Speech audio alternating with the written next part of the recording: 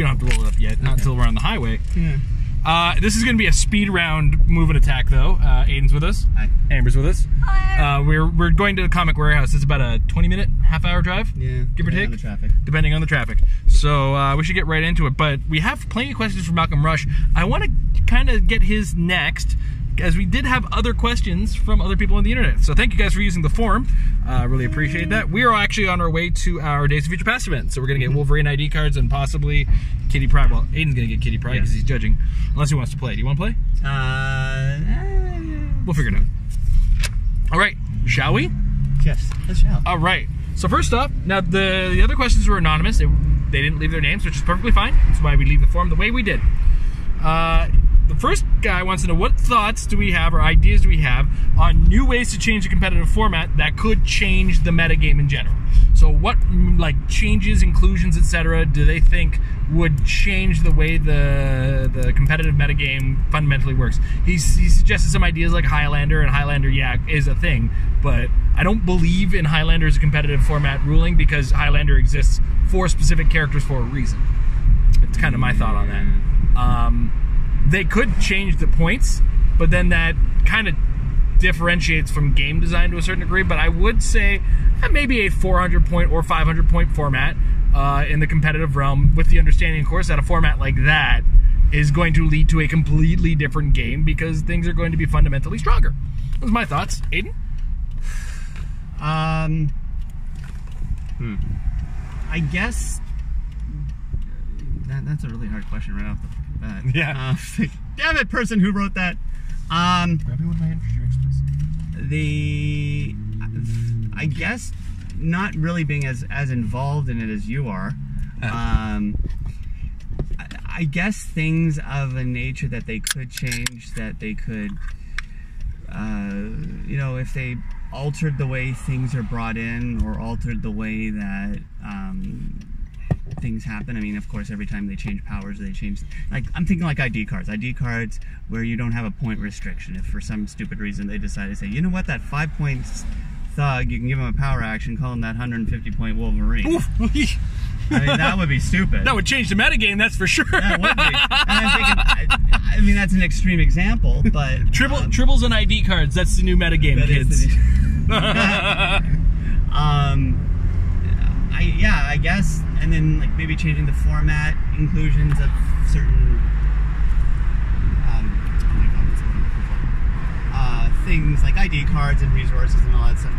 Inclusion, exclusion of those would obviously change it. That's basically it. Okay, Amber. I think we've pretty much gone over what we could look at here. I think the only thing you guys didn't mention was adjusting the age. So instead of having modern age, having a golden age, or I know there are venues that do silver age. It's not an official format. I mean, every silver age nowadays isn't an official format anymore, anyways. So maybe bringing back golden age or introducing what WizKids would think is a silver age. The Rock has done a good job in trying out all these different formats. They did a no tactics format. They did a limited format, which cuts down more than just no tactics. They have their silver age and their rock age, which changes different elements and stuff. So I think we've actually seen a large amount of different ways to play the game, and each one seems to have its own meta and everything that goes into it. It's competitive scene. I don't know if I would want to see any of those different formats actually make it into an official WizKids format, though. Yeah. One thing also to understand is when you use the phrase meta, we kind of think of that as the environment. Every environment in which you play a game has a meta game, which is, how am I going to attempt to win in this game while thinking externally of any sort of specifics as far as the characters themselves are concerned. That's a common misconception when people say the meta. They have to be specific about the competitive meta or your casual local team meta. Those are different actual meta games. So that's something to think about as a gamer and a player type. All right, the next question we had. Do you think we'll see a DC Animated Universe Justice League Unlimited set around the same time that we saw the Batman animated series set come next year? God, I hope so.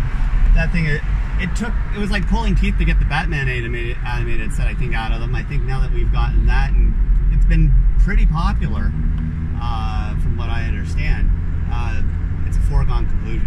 I mean, it would be stupid of them not to do it within the next year, let's argue. Okay. Amber? I think there's definitely enough that they could pull from.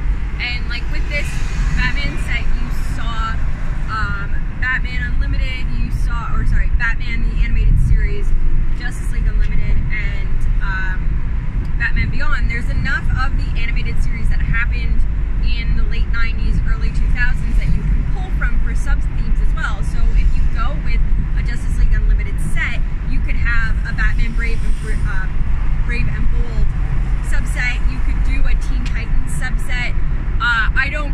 I think it would be very divisive if they decided to go with a Teen Titans Go subset, but you could still, there's enough animated series, even the old Superman animated series that came out just shortly after the Batman animated series was a long-running series. I'm just saying series, way too much of that. You've officially made the word not mean anything anymore. But yeah, I would love to see them do it. I think, like Aden said, at this point it would be stupid if they didn't. 2 years. That's my call. 1 year is a little too quick. I feel like they had some safety, like as a collectible game company, I'm sure there are some safeties in their brain to go, if for whatever reason this doesn't do what we think it did, we should cool it for a year before we try another animated series. Now granted, it worked, but I still think they're expecting it next year might be a little too soon. But then that's also on DC. What kind of licenses are they going to be better off using next year? Because I think this was the only DC set this year. Harley Quinn was last year, right? Yeah, it's the only DC set. Yeah. So, and it's the only one we're going to see this year. But I believe next year's supposed to be a 2-on DC year, or have they stopped that? I stopped following the pattern.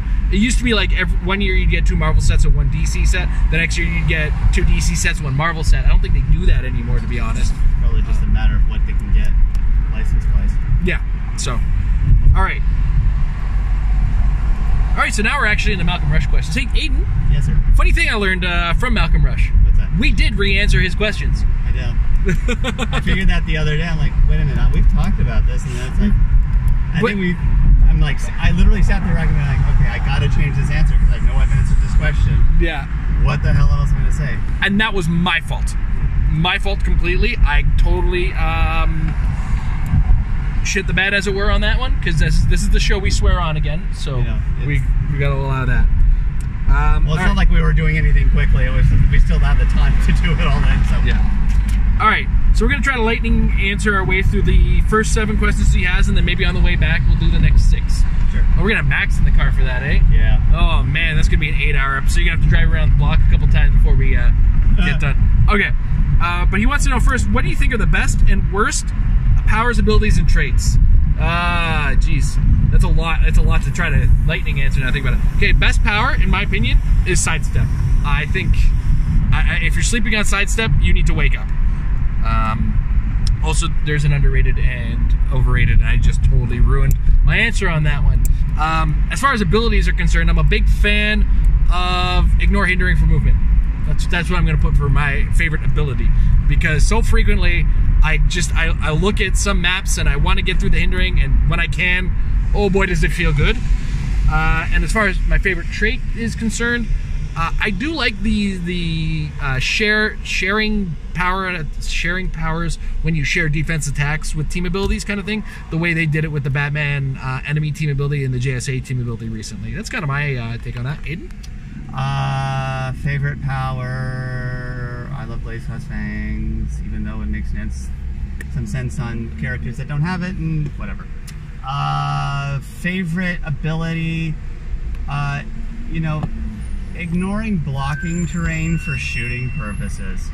Oh my god, that's dirty, but it's so like, wait, well, how can Cyclops see through that brick wall? Well, he can, so he's going to shoot you and then he's going to outwit you. Guesses someone's coming. Yeah, I don't know if there's someone there, but if it is, I'm going to counter your power. Favorite trait? I really enjoy the Gotham Crime Boss trait that they've come out with. The one with the that brings thugs, where but is you also bring in leadership. the leadership and mastermind, and if you succeed, if you don't want to remove the action tokens, or you don't have to remove the action tokens, you generate that suited henchman. And that is a fantastic way for somebody who's got like 5 of them on their map. Like, hey, look, I've got leadership. Oh, look at me, and now I've got 5 extra guys on the map. That's fun. All right, Amber? I think favorite power ability, I have recently fallen back in love with Quake. It is fantastic, and also the update last year to make Quake single target is just amazing. I love it. When you can do your full damage on a Quake and manipulate where that person is going to end up, where it's so likely that you can throw them off of something or throw them into something, and it's become a really good map manipulator sort of power. As for trait, I'm gonna do an old callback to this, as to the old the Star Sapphires from War of Light, where being part of the Star Sapphire, you got like shape change and mystics, and then if you were a higher ranked Star Sapphire, like the Fatality or the actual like Carol Ferris Starfoot Sapphire, you got something on top of that, so like an extra leadership, or if it did something if one of the other Star Sapphires were hurt. So I think I really enjoyed playing them when they were modern. I also forgot I really do like Indomitable because I push a lot. Well, we all like push it real good. Yeah, it's like an almost automatic answer. All right, what do you think is most overrated, and what do you think is most underrated power? Overrated, I'd have to say range combat expert, because it always lets me down. I can never use it when I want to use it.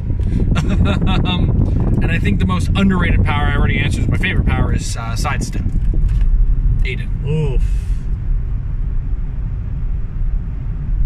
Overrated power. Yeah, I hypersonic speed. For some reason, they've pulled like they've defanged it.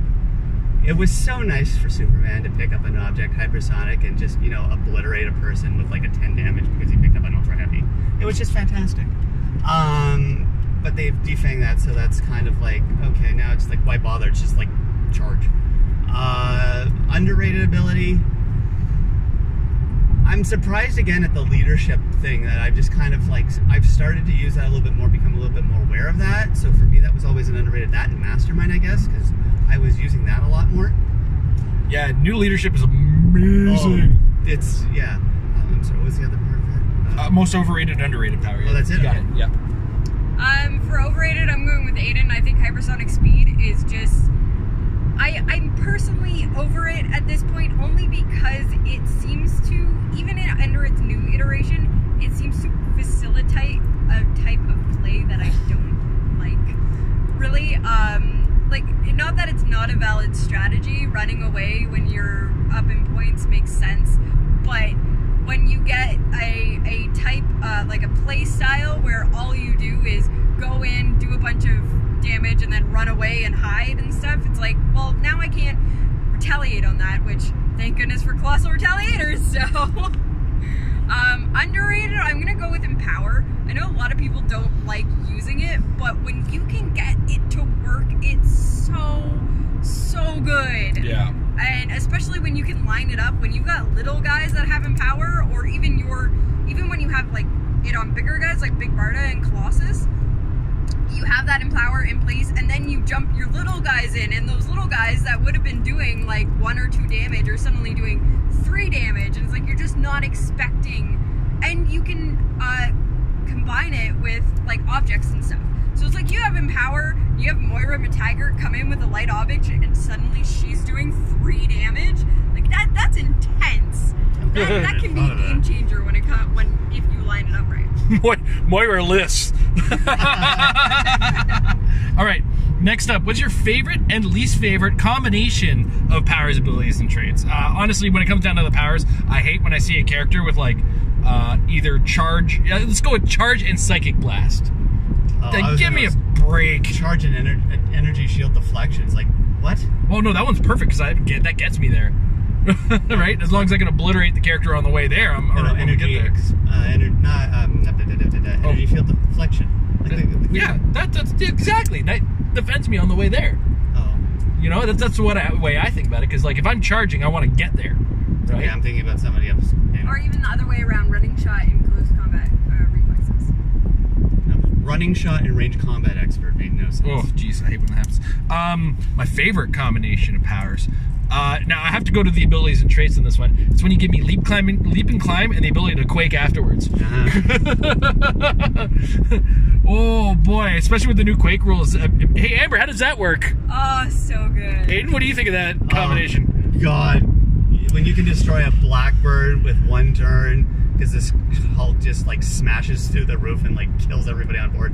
It's fantastic. Feels good, bro. It does. It feels really good. Aiden, what is your answer to least favorite combination? Least favorite combo is that running shot, range combat expert. It's just like, what? But no. Am I supposed to do something? Especially when the character doesn't have, like, Indomitable or something. Like, okay, I can't use the both at the same time. Favorite combo. I really do enjoy Flurry Blades, Claws, Fangs. Oh, yeah. The potential to do between 2 and 12 damage if you hit with both attacks. It's a beautiful thing. Yeah. When you've got that. It's just like, I've just eviscerated. And that's the only word you can use. Yeah. Your character. That's all it is. It's just, yeah. I've just went. You've been gutted. Just serve it up on the grill. I do also have to point out, yes, I do recognize the way Blade's Claws changed and the way it works with certain damage values now, but between 2 and 12, come on, kids. Amber? I think when it comes down to least favorite combos, like we were saying, are the ones that they aren't synergistic. When you have a combo of powers on a player, that's what you want. You want synergy and effective combination of powers, but when you have, like, conflicting powers, like ones that you just cannot use together, that's when it makes hard. So when you have, like, charge and range combat expert, or even running shot and range combat expert, or I think the one that bothers me sometimes, and it's not as bad as some of the others, is when you have charge combat expert, close combat expert. It's like, because you can't use them together. Like, granted, once you're in there for the charge, you can use the close combat expert the next turn, but more often than not, if I'm charging in, I don't keep that close combat expert. I get hit and I'm knocked off it. So I think those ones bother me, where they don't activate at the same time. You can't actually, they're not a combo. They're on the dial at the same time, they're showing at the same time, but they're not a combo because you actually cannot combine them. My favorite actual combination, and I enjoy Charge Quake, but I also really like something like Charge Giant Reach.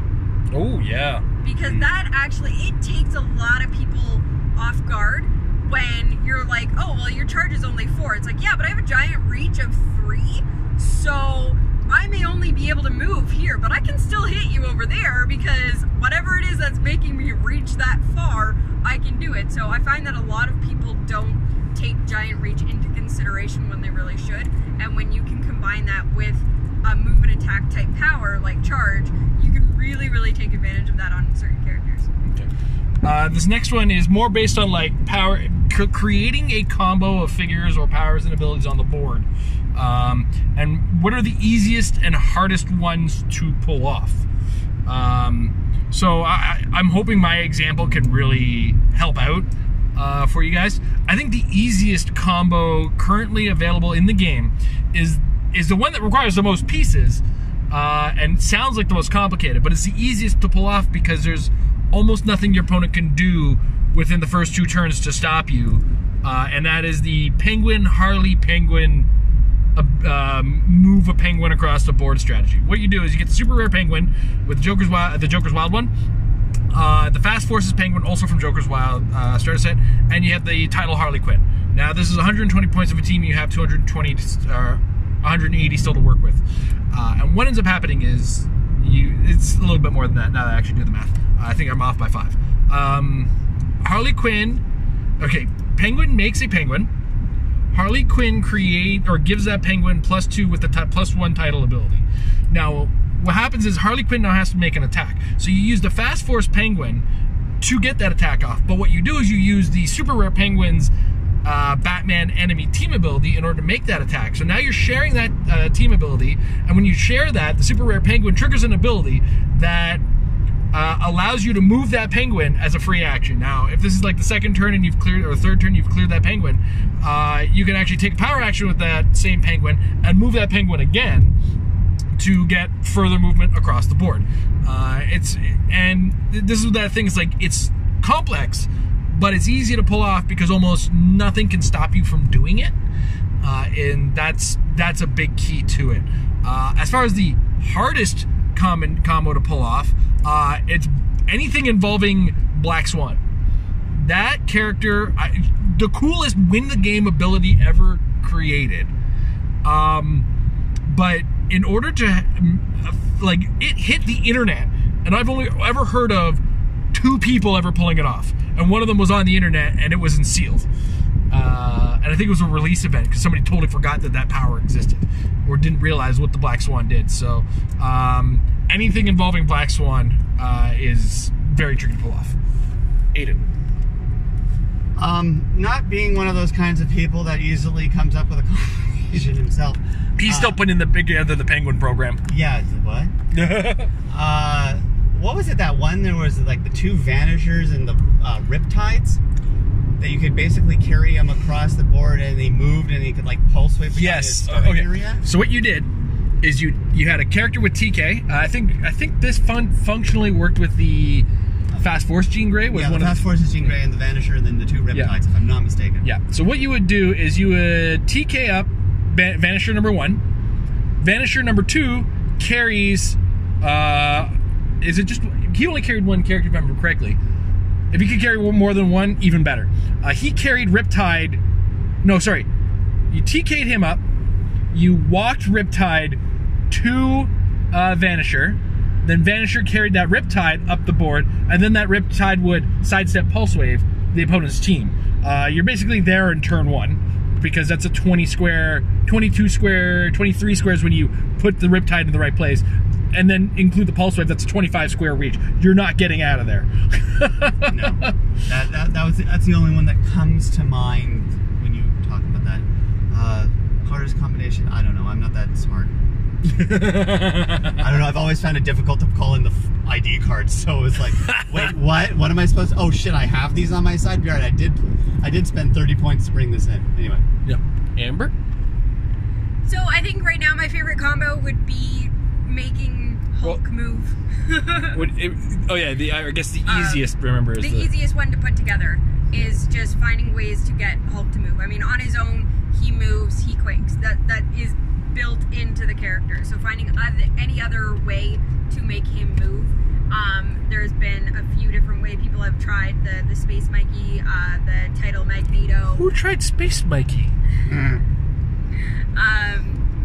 And it's just fun because with this Fast versus Hulk, anytime he moves, doesn't even have to be a move action. Anytime he moves, he quakes for free after resolutions. But I think actually there was one that was like even accidental, but it was so easy to make it was done on accident. And this was a little while back with the Kingpin, who as long as you had X power, you got yes. The assassination. Yeah. So if you had either Precision Strike, Enhancement, or Ignores hindering terrain for line of fire, you get all of those. And he also had Enhancement on that power, I think. Yeah. So Jason had put together a hand team. And all of the hand ninjas have, I believe, Precision Strike. They had Precision Strike. Yeah. These are the Deadpool set ones. Yeah. So it was like, because they had Precision Strike, they got everything else because Kingpin was on the board. And all of a sudden, all of these hand ninjas are just the most lethal thing you've ever seen in Heroclix. And why I'm saying, like, again, why I'm saying it's the most easiest combo to put together was because Jason didn't even realize he had done it. Oops. I built a hand team because everybody else was trying their super awesome nationals teams, and I was so tired of practicing by this point. I just didn't want to anymore. You want it? Yeah. So I didn't want to. So I was like, I'm gonna build a team with the hand keyword. Let's put a couple ninjas, the kingpin, and sorry, the kingpin's power is enhancement, and then he gave anybody with precision strike, range combat, expert, or ignores hindering for line of fire. All 3 of those. You had a hobgoblin on there, didn't you? Yes, it was the super rare prime hobgoblin from Spider-Man, the Amazing Spider-Man set. One of my favorite sets ever. I'm not even a Spider-Man fan either. All right.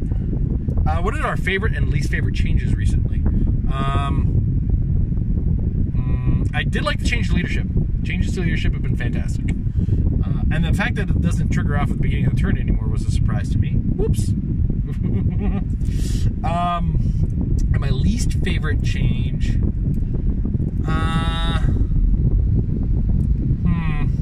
I think it was the precision strike does not trigger mastermind anymore, or doesn't stop mastermind anymore. It's such a minor thing, but it has made mastermind. You know what? I can't say that because it's actually turned a power back into usefulness. So you know what my least favorite change was? The non-changes to leap climb. Yeah, the non-changes to leap climb. Like, okay. Well, in all fairness, though, they've kind of updated leap climb by giving like the Hulk the, hey, I've got leap climb all of a sudden, and I can quake for free after doing it. And there's a couple other characters I think can do this. I have also the Giganto phasing teleporty whale thing. Yep. That can do that too. So that's kind of again. Precision strike probably, because it was like, well, no, this was good. Yes, it was too good. Yeah. But now you've made it like, meh. So you went from like a 10 to like a 5, where it could have still been a 7, and you could have made... I think it's still a 6. A 6 out of 10 power. Okay. Because it does, you do 1 damage minimum. And Energy explosion. That's the one that I hate. Yes. I love the idea. It was the lightning bolt ones. The prior, where you dealt based on your lightning bolts, because that made Hawkeye so much more better. And you could combine it with Psychic Blast. You could. That's it. Yeah. Amber? I think my favorite change would be single target Quake. I know I've already gushed about that, but that is definitely the most fun thing, to be able to do full damage with Quake, because there were so many higher damage guys that got Quake. I think my least favorite change, I don't know, it's not even really a change. I think it's just I don't like the way that Steel Energy was worded, the new wording for it. Just That's a fair point. It didn't make it immediately obvious that you could heal multiple heals in a turn because of the way that they worded it. All right. Super lightning round on the last 2. Improvements needed. Leap climb. Yeah. Yeah, I'm in agreement with leap climb. Okay. And your favorite flavor text to say? I'm calling in help, I think is mine. It's like, I'm calling in help. Aden? I have absolutely no idea. Amber? I'm gonna be bad. I don't actually pay attention to the flavor text. There's sometimes it's nice to see you on the sidestep movement with the new, I think it's the common Mr. Freeze from the Batman set. I just kind of like, oh. Nice to see you. It's not even the right goddamn Mr. Freeze. Like, no. Get over yourselves. The pun is there, yes, but we don't have to use it. All right, guys, we're at the store. Yep. So we'll see you on the next set of questions on the way back. Hopefully they don't take too long either.